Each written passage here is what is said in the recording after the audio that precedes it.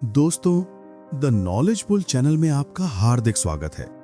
आज हम सुनेंगे सकारात्मक सोच के अग्रदूतों में से एक डॉक्टर जोसेफ मर्फी की ये उल्लेखनीय पुस्तक आपके अवचेतन मन की अद्भुत शक्तियों को उजागर करेगी।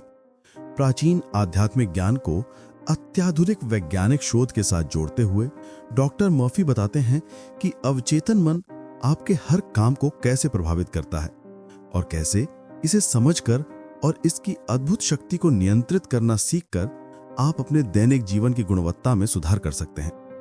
आपकी इच्छित पदोन्नति और आपके द्वारा अपेक्षित वेतन वृद्धि से लेकर भय और बुरी आदतों पर विजय पाने और पारस्परिक संबंधों को मजबूत करने तक आपके अवचेतन मन की शक्ति आपके लिए खुशी, सफलता, समृद्धि और शांति का एक नया द्वार खोल देगी।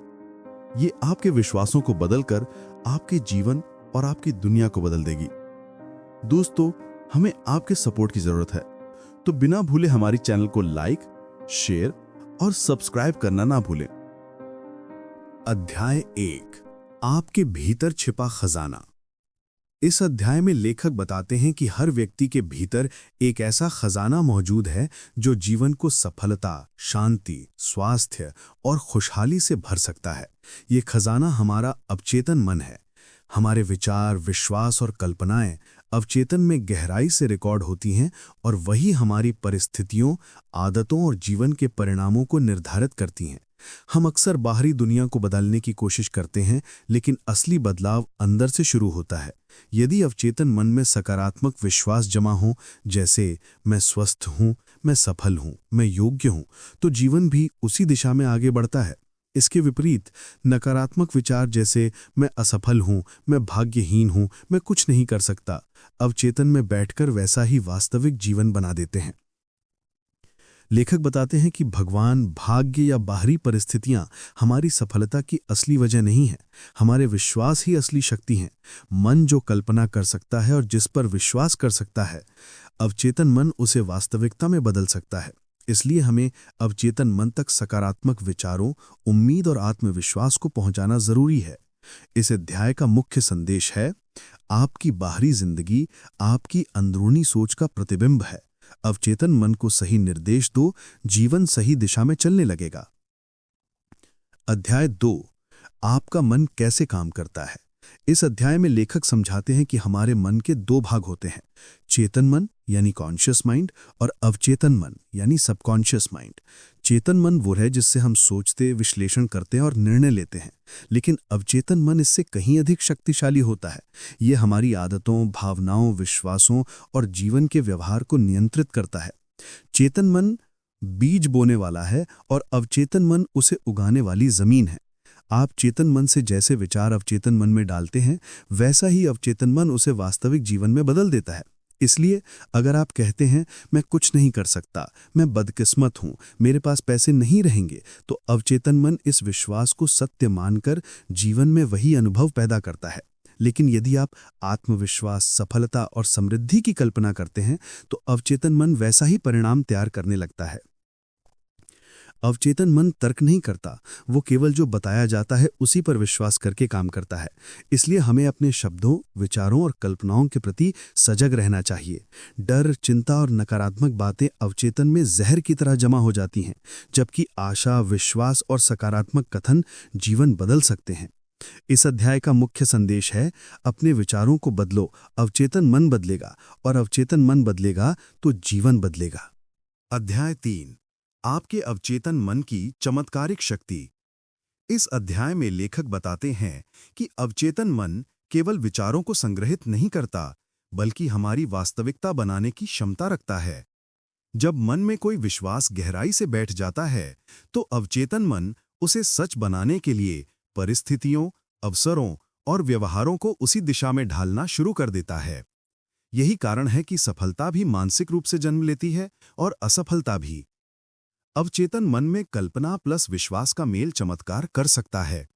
यदि हम सकारात्मक कल्पनाएं करते हैं और उन पर विश्वास रखते हैं, तो अवचेतन मन जीवन में वैसा ही अनुभव आकर्षित करता है। डॉक्टर मर्फी बताते हैं कि कई लोगों की बीमारियां केवल विश्वास बदलने से ठीक हुई हैं, क्योंकि शरीर पर भी अवचेतन मन गहरा प्रभाव डालता है। यदि मन निरंतर स्वास्थ्य की कल्पना करे और बीमारियों के डर को छोड़ दे तो शरीर में उपचार की प्रक्रिया तेज हो जाती है। लेखक कहते हैं कि सफलता, खुशी, प्रेम, धन, स्वास्थ्य इन सभी की जड़ बाहरी नहीं, भीतरी होती है। अवचेतन मन के सामने हम वही तस्वीर बार बार रखें जो हम जीवन में पाना चाहते हैं और वह उसे वास्तविकता में बदलने लगेगा। लेकिन यह तभी संभव है जब कल्पना के साथ पक्का विश्वास भी जुड़ा हो। इस अध्याय का मूल संदेश है, जो आप विश्वास के साथ सोचते हैं वही जीवन में घटता है। अवचेतन मन चमत्कारिक परिणाम तभी देता है जब इच्छा, कल्पना और विश्वास के साथ मिलती है।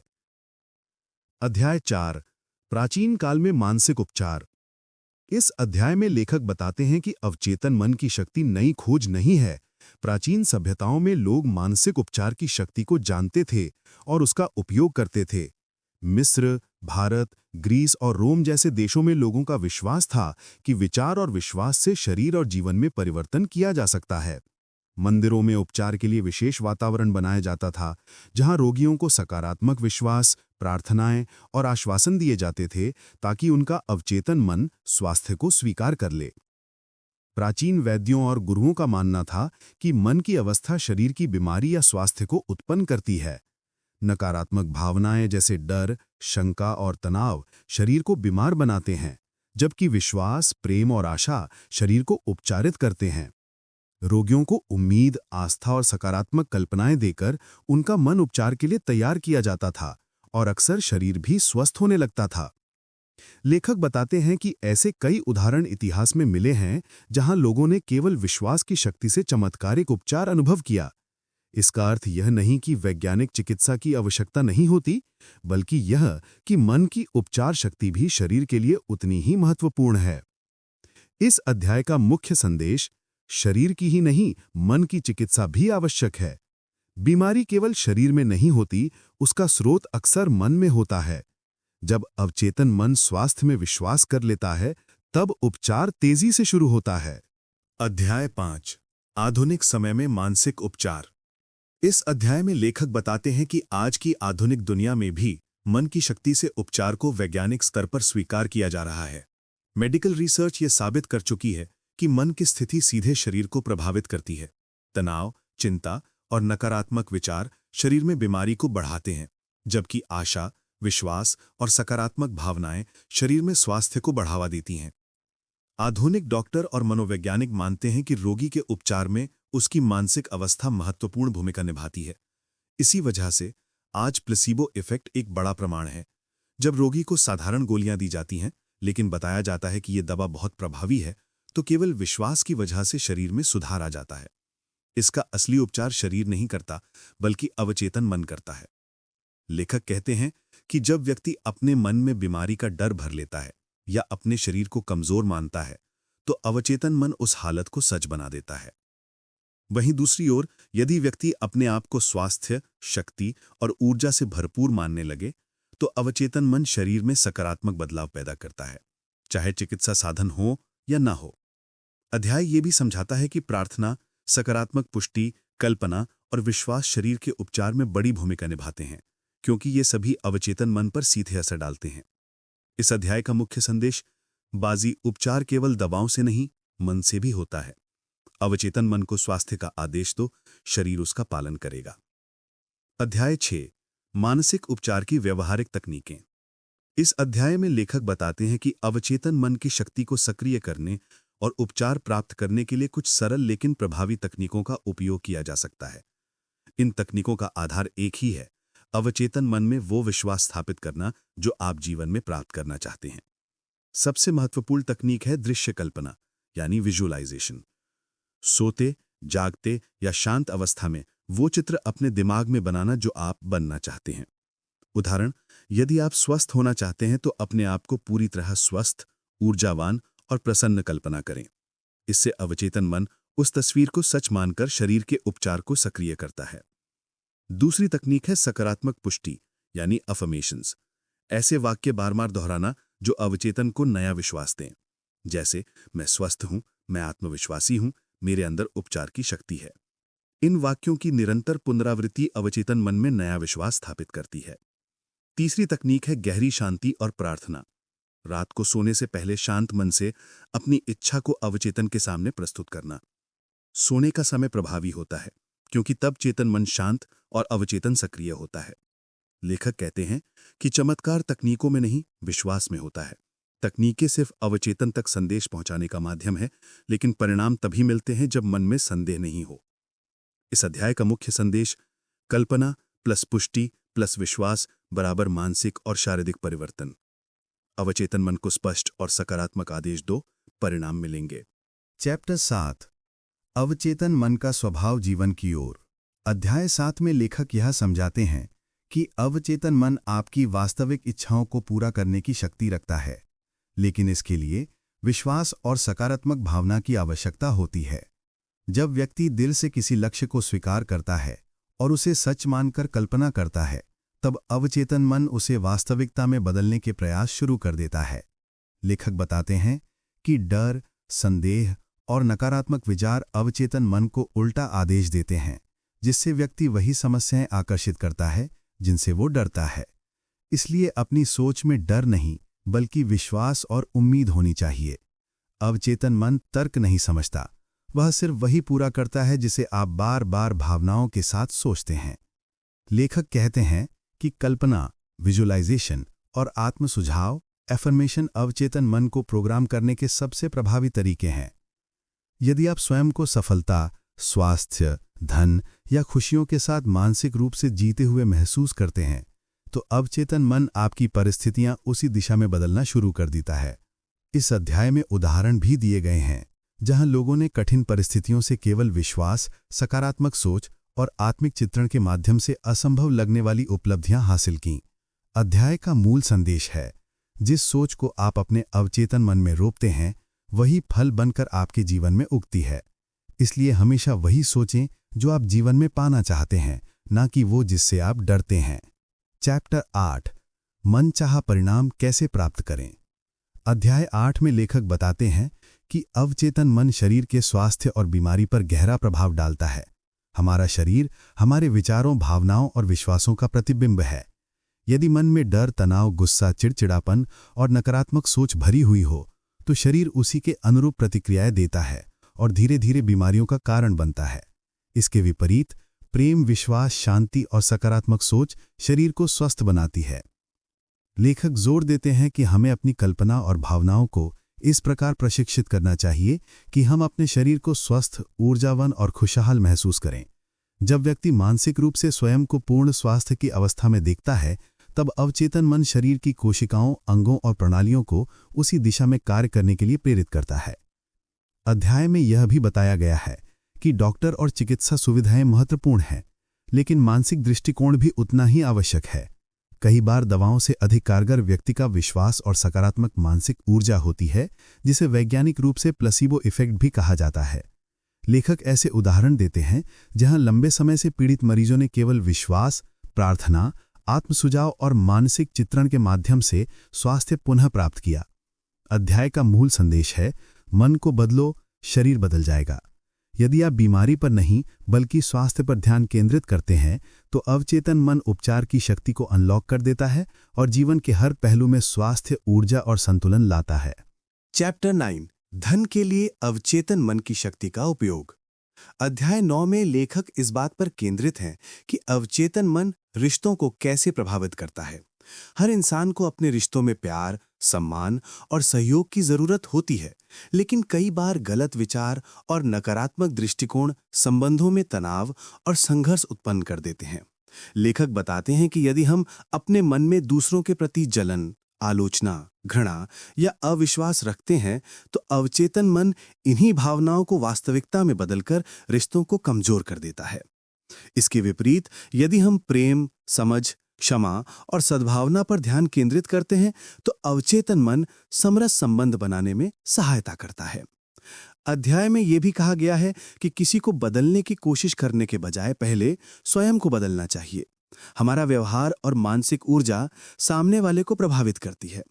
जब आप खुले दिल से प्रेम और शांति की भावना भेजते हैं, तो उसका सकारात्मक प्रभाव आपके आसपास के लोगों पर भी पड़ता है। लेखक क्षमा के महत्व को समझाते हैं। पुराने दुखों को पकड़े रहना अवचेतन मन में नकारात्मकता जमा करता है, जो रिश्तों के साथ साथ मानसिक शांति को भी नष्ट कर देता है। क्षमा करने से अवचेतन मन मुक्त होता है और नई सकारात्मक ऊर्जा जीवन में प्रवाहित होती है। अध्याय का मुख्य संदेश है, बेहतरीन रिश्ते मन में शुरू होते हैं। जो प्रेम, सम्मान और सकारात्मकता आप अपने अवचेतन मन में भरते हैं, वही आपके संबंधों में लौट कर आती है। चैप्टर 10, अमीर बनना आपका अधिकार है।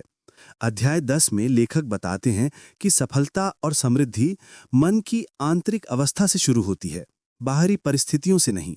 बहुत से लोग धन के बारे में नकारात्मक विश्वास रखते हैं, जैसे पैसा पाना कठिन है, मैं कभी अमीर नहीं बन सकता, पैसा बुरा है, और अवचेतन मन इन मान्यताओं को सच बना देता है। लेखक कहते हैं कि धन और अवसर आकर्षित करने के लिए पहले मन में धन के प्रति सही सोच विकसित करनी होगी।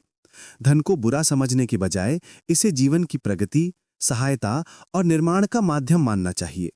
समृद्धि वहीं जाती है जहां उसका स्वागत होता है।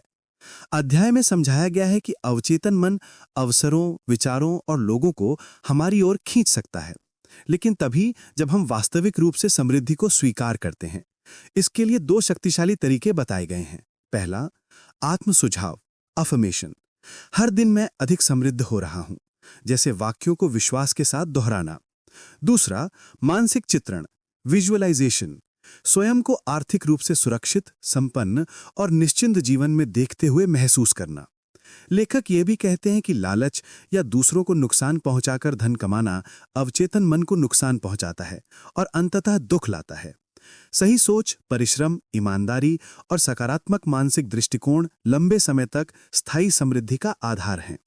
अध्याय का सार यह है, धन बाहरी रूप से नहीं, पहले भीतर उत्पन्न होता है। जब मन समृद्धि की सोच के साथ जुड़ता है तो जीवन में धन, अवसर और प्रगति स्वतः आने लगते हैं।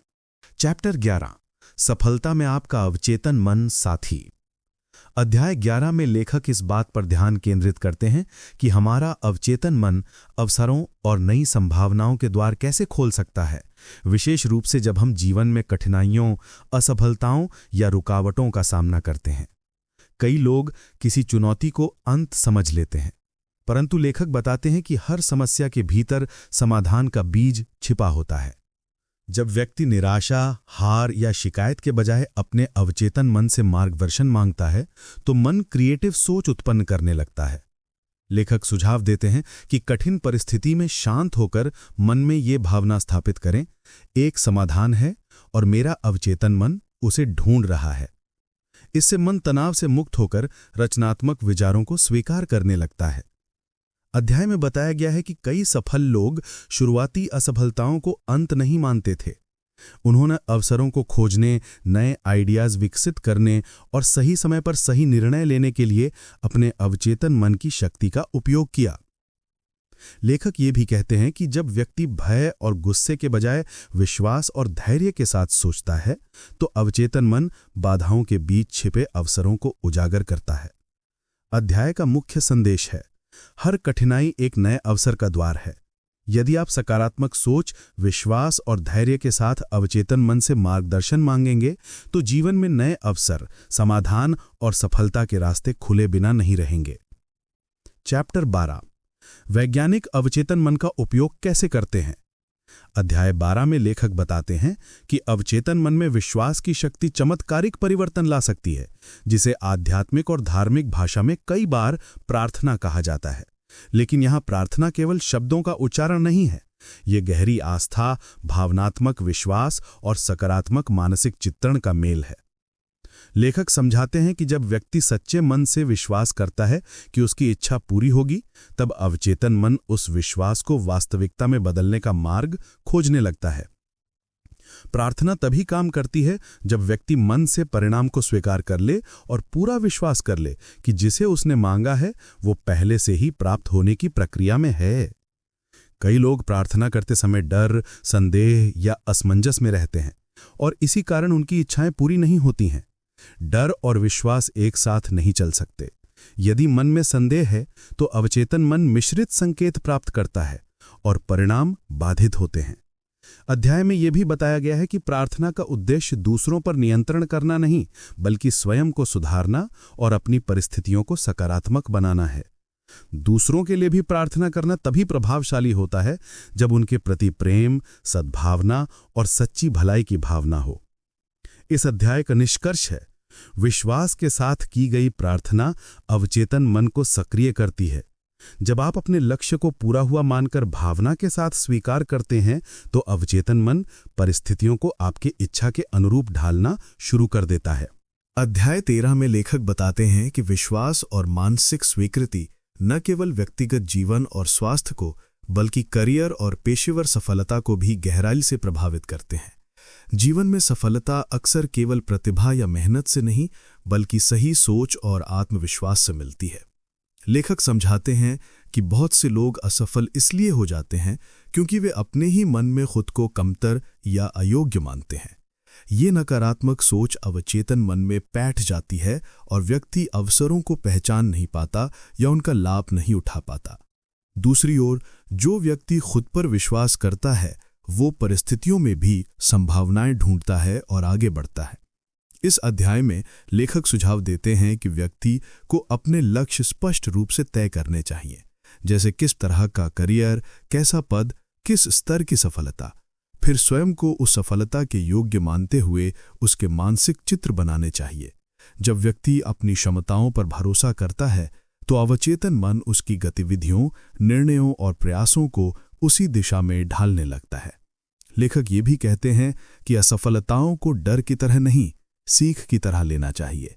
डर अवचेतन मन को जाम कर देता है, जबकि विश्वास उसे सक्रिय कर सफलता की राह दिखाता है। अध्याय का मूल संदेश है, व्यक्तित्व, करियर और सफलता की शुरुआत मन से होती है। जो व्यक्ति स्वयं को सक्षम मानकर विश्वास के साथ आगे बढ़ता है, अवचेतन मन उसी को वास्तविकता में बदलकर पेशेवर जीवन में प्रगति और ऊंचाई दिलाता है। अध्याय 14, अवचेतन मन और वैवाहिक समस्याएं। अध्याय 14 में लेखक समझाते हैं कि अवचेतन मन भय यानी फियर और चिंताओं से भी गहराई से प्रभावित होता है। डर एक ऐसा बीज है जिसे यदि मन में बार बार दोहराया जाए तो वो वास्तविक समस्याओं और असफलताओं का रूप ले लेता है।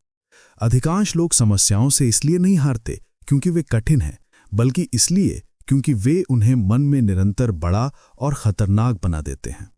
लेखक बताते हैं कि हर प्रकार का डर, असफलता का, गरीबी का, बीमारी का, आलोचना का या भविष्य का, व्यक्ति को अंदर से कमजोर कर देता है। बार बार के नकारात्मक विचार अवचेतन मन को यह आदेश देते हैं कि वही डर वास्तविकता बने। इसलिए डर को नजरअंदाज नहीं, बल्कि सकारात्मक विश्वास से बदलना जरूरी है। डर को मिटाने का सबसे सशक्त तरीका है उसका विपरीत विचार अवचेतन मन में बार बार स्थापित करना। उदाहरण के लिए, असफलता का डर हो तो मुझे सफलता मिल रही है, बीमारी का डर हो तो मैं पूरी तरह स्वस्थ हूं, भविष्य की चिंता हो तो सब कुछ मेरे लिए सही दिशा में जा रहा है। जब व्यक्ति डर पर नहीं, इच्छित परिणाम पर ध्यान केंद्रित करता है, तो अवचेतन मन उसी दिशा में कार्य करने लगता है। लेखक ये भी बताते हैं कि साहस डर का विरोध नहीं, बल्कि डर के बावजूद सही दिशा में आगे बढ़ने का नाम है। अध्याय का अंतिम संदेश है, डर को मन से निकालो, सफलता और शांति खुद आ जाएगी। अवचेतन मन को डर नहीं, विश्वास और सकारात्मक विचारों से पोषित करो, तब जीवन में खुशियां, सफलता और संतुलन स्वाभाविक रूप से आने लगेंगे। अध्याय 15, अवचेतन मन और खुशी। अध्याय 15 में लेखक समझाते हैं कि जीवन में सही निर्णय और प्रेरणा भीतर से आती है, अवचेतन मन से। जब व्यक्ति उलझन, भ्रम या अनिश्चितता में होता है, तब बाहरी सलाहें कभी-कभी और अधिक भ्रम पैदा कर देती हैं। ऐसे समय में सबसे विश्वसनीय मार्गदर्शक हमारा आंतरिक मन होता है। लेखक बताते हैं कि अवचेतन मन हर अनुभव, ज्ञान और भावना को सुरक्षित रखता है। इसलिए जब भी व्यक्ति किसी समस्या या निर्णय पर शांति से विचार करके अपने भीतर समाधान खोजता है, तो अवचेतन मन उसे सही दिशा दिखाता है। इस प्रक्रिया के लिए सबसे जरूरी है मन को तनाव से मुक्त करके शांत अवस्था में लाना। लेखक एक सरल तरीका बताते हैं। रात को सोने से पहले मन में प्रश्न रखकर पूरी आस्था के साथ कहना, मेरा अवचेतन मन मुझे सही मार्ग दिखाएगा। और फिर उस विषय से भावनात्मक रूप से अलग होकर आराम करना। जब मन शांत होता है तब अवचेतन समाधान को और स्पष्ट रूप में सतह पर लाने लगता है। अध्याय में ऐसे उदाहरण दिए गए हैं जहां वैज्ञानिक, आविष्कारक और कलाकार अपने बड़े बड़े विचार अवचेतन प्रेरणा के माध्यम से प्राप्त करते थे। जब व्यक्ति खुद पर और अपनी आंतरिक बुद्धि पर भरोसा करता है तो प्रेरणा, रचनात्मकता और सटीक निर्णय लेना सरल हो जाता है। अध्याय का मुख्य संदेश है, आपके भीतर एक मार्गदर्शक शक्ति है। जब आप विश्वास, शांति और धैर्य के साथ अवचेतन मन पर भरोसा करते हैं तो आपको सही समय पर सही दिशा अवश्य मिलती है। अध्याय 16, अवचेतन मन और सामंजस्यपूर्ण मानवीय संबंध। अध्याय 16 में लेखक बताते हैं कि प्रेम जीवन की सबसे शक्तिशाली ऊर्जा है और जब ये अवचेतन मन तक पहुंचती है तो जीवन में चमत्कारिक परिवर्तन लाती है। प्रेम का अर्थ केवल रोमांटिक संबंध नहीं है, बल्कि स्नेह, दया, करुणा, समझ और सद्भावना की भावना है। लेखक कहते हैं कि मन में जब घृणा, जलन, ईर्ष्या, द्वेष या प्रतिशोध भरा होता है तो अवचेतन मन उसी नकारात्मक शक्ति को आगे बढ़ाता है, जिससे जीवन में तनाव, रिश्तों में दूरी और मानसिक अशांति बढ़ती है। लेकिन प्रेम, क्षमा और सद्भावना अवचेतन मन को आत्मिक शांति, आत्मविश्वास और खुशी से भर देते हैं। अध्याय में समझाया गया है कि प्रेम पहले अपने भीतर विकसित किया जाना चाहिए। जो व्यक्ति स्वयं से प्रेम नहीं करता, स्वयं को दोषी या कमतर समझता है, उसका अवचेतन मन लगातार बाधाएं और दुख खींचता है। पर जो स्वयं को स्वीकारता और सम्मान देता है, उसके लिए जीवन भी उसी सम्मान को लौटाता है।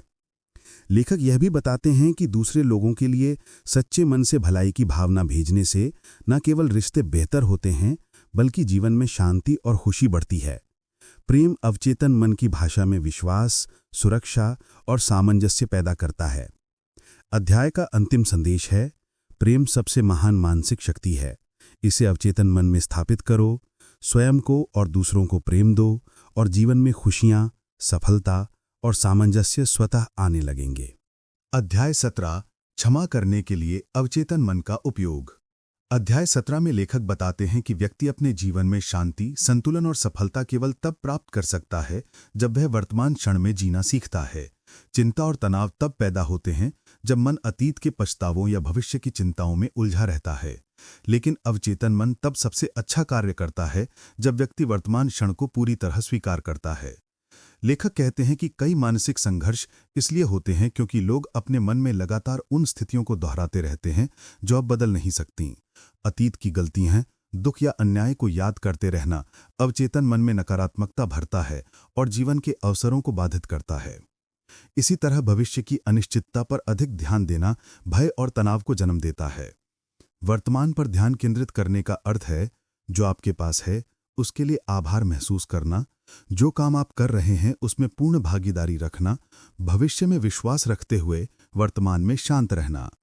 लेखक बताते हैं कि जब मन शांत और केंद्रित होता है तब अवचेतन मन विचारों, समाधानों और प्रेरणा को सहज रूप से प्रवाहित करता है। इससे निर्णय लेने की क्षमता और आत्मविश्वास बढ़ता है। अध्याय का मुख्य संदेश है, मन को वर्तमान में रखो, अतीत को जाने दो, भविष्य पर विश्वास रखो और वर्तमान क्षण को स्वीकार कर शांति में जियो। तब अवचेतन मन आपके जीवन में सफलता, खुशी और संतुलन को आकर्षित करने लगेगा। अध्याय 18, अवचेतन मन मानसिक रुकावटों को कैसे दूर करता है। अध्याय 18 में लेखक जीवन में सफलता प्राप्त करने के लिए एक महत्वपूर्ण सिद्धांत बताते हैं। अवचेतन मन उस दिशा में काम करता है जहां आप अपने विचारों और भावनाओं को लगातार भेजते हैं। इसलिए व्यक्ति को अपने लक्ष्य की स्पष्ट तस्वीर बनानी चाहिए और उसे पूरी आस्था के साथ अवचेतन मन में स्थापित करना चाहिए। लेखक समझाते हैं कि अस्पष्ट इच्छाओं के परिणाम भी अस्पष्ट ही होते हैं। जब व्यक्ति कहता है कि कुछ अच्छा हो जाए, कभी सफलता मिल जाए, तो अवचेतन मन के लिए आदेश स्पष्ट नहीं होता। लेकिन जब लक्ष्य स्पष्ट, विशिष्ट और भावनाओं के साथ जुड़ा हो, जैसे मैं अपनी पसंद के काम में सफल हूं, मैं आर्थिक रूप से सुरक्षित हूं, मैं स्वस्थ, शांत और आत्मविश्वासी हूं, तब अवचेतन मन इस लक्ष्य को पूरा करने के लिए पूरी शक्ति के साथ सक्रिय हो जाता है। इस अध्याय में लेखक 2 मुख्य नियम बताते हैं। 1, थोड़ा नहीं, पूरा विश्वास करो। इच्छित परिणाम को संदेह के बिना सच मानो। 2, निरंतरता आवश्यक है। लक्ष्य के अनुरूप सकारात्मक विचारों को दोहराते रहो, चाहे परिस्थिति कैसी भी हो। लेखक यह भी कहते हैं कि लक्ष्यों को पाने में समय लग सकता है, लेकिन यदि विश्वास अटूट रहे तो अवचेतन मन सही अवसर, सही लोग और सही परिस्थितियां जीवन में लाने लगता है। अध्याय का सार यह है: साफ लक्ष्य प्लस विश्वास प्लस भावनात्मक स्वीकृति बराबर सफलता की निश्चित कुंजी। जब व्यक्ति अपने लक्ष्य को पूरा हुआ मानकर अनुभव करता है तो अवचेतन मन जीवन को उसी दिशा में ढालना शुरू कर देता है। अध्याय 19 डर दूर करने के लिए अवचेतन मन का उपयोग। अध्याय 19 में लेखक इस बात पर केंद्रित है कि जीवन में स्थायी सफलता और शांति प्राप्त करने के लिए मन की शक्ति का सचेत उपयोग अत्यंत आवश्यक है। लोग अक्सर बाहरी परिस्थितियों को अपनी असफलता या दुख का कारण मानते हैं, जबकि वास्तविक नियंत्रण हमारे भीतर है, हमारे विचारों, विश्वासों और भावनाओं में। लेखक कहते हैं कि अवचेतन मन किसी भी आदेश को स्वीकार कर लेता है, चाहे वो सकारात्मक हो या नकारात्मक। इसलिए जो व्यक्ति शिकायतों, भय, असफलता और निराशा के बारे में सोचता है, वो वैसी ही स्थितियां आकर्षित करता है। इसके विपरीत जो व्यक्ति लगातार आत्मविश्वास, समृद्धि, शांति और सफलता पर ध्यान केंद्रित करता है, उसका अवचेतन मन उसी के अनुरूप वास्तविकता को गढ़ता है। अध्याय में मानसिक अनुशासन की आवश्यकता पर विशेष जोर दिया गया है। हर दिन कुछ मिनट अपने विचारों को सकारात्मक दिशा में निर्देशित करने के लिए आत्म सुझाव यानी कि अफर्मेशंस, आभार यानी कि ग्रैटिट्यूड और शांत मानसिक चित्रण यानी कि विजुअलाइजेशन का अभ्यास अत्यंत लाभकारी बताया गया है। लेखक ये भी बताते हैं कि जीवन में कठिन परिस्थितियां आने पर व्यक्ति का विश्वास ही उसके भविष्य को निर्धारित करता है। यदि व्यक्ति समस्या से ज्यादा समाधान पर केंद्रित रहता है तो अवचेतन मन उसी समाधान की राह खोज लेता है। अध्याय का अंतिम और सबसे महत्वपूर्ण संदेश है: आप अपने जीवन के निर्माता हैं। जैसे विचार रखोगे वैसा जीवन बनोगे। अवचेतन मन में सकारात्मक, सफल और सामंजस्यपूर्ण विचार स्थापित करो और तुम जीवन में वही अनुभव करोगे। अध्याय 20 सदैव युवा और ऊर्जावान रहने का रहस्य। अध्याय 20 इस पुस्तक का अंतिम और सबसे प्रेरणादायक अध्याय है। इसमें लेखक पूरी पुस्तक का सार एक मजबूत संदेश के साथ प्रस्तुत करते हैं कि आपके भीतर मौजूद अवचेतन मन की शक्ति असीमित है और यदि आप इसे सही दिशा दें तो जीवन असाधारण रूप से बदल सकता है। लेखक बताते हैं कि जीवन परिस्थितियों, भाग्य या बाहरी ताकतों द्वारा नियंत्रित नहीं होता। जीवन उन विचारों द्वारा नियंत्रित होता है जिन्हें व्यक्ति बार बार सोचता है और गहराई से मानता है। जो व्यक्ति स्वास्थ्य, सफलता, समृद्धि और प्रेम के बारे में सोचता है, उसका अवचेतन मन उसी को वास्तविकता के रूप में स्थापित करता है। अध्याय में लेखक कुछ जीवन परिवर्तित करने वाले सिद्धांत दोहराते हैं। जो सोचो वही बनो, विचार ही भाग्य बनाते हैं। अवचेतन मन हमेशा सक्रिय है, सोते समय भी वो काम करता है। विश्वास सबसे बड़ी शक्ति है, संदेह परिणामों को रोक देता है। सकारात्मक आदतें और मानसिक अनुशासन सफलता की नींव हैं। प्रेम, कृतज्ञता और क्षमा जीवन को आनंदमयी बनाते हैं। लेखक पाठक को प्रेरित करते हैं कि वो अपने अवचेतन मन को नकारात्मकता से मुक्त कर सकारात्मक विचारों से भर दे। लक्ष्य, विश्वास, शांति और आत्मविश्वास के साथ आगे बढ़ने वाला व्यक्ति अपने जीवन को वैसा ही बना सकता है जैसा वो चाहता है। अध्याय का अंतिम और सबसे महत्वपूर्ण संदेश है: आप अपने जीवन के निर्माता हैं। अवचेतन मन पर विश्वास करो, सकारात्मक सोचो और जीवन वैसा ही बन जाएगा जैसा आप उसे बनाना चाहते हैं। दोस्तों, इस ऑडियो बुक सुनने के लिए दिल से धन्यवाद। मिलते हैं और नई किताब के साथ।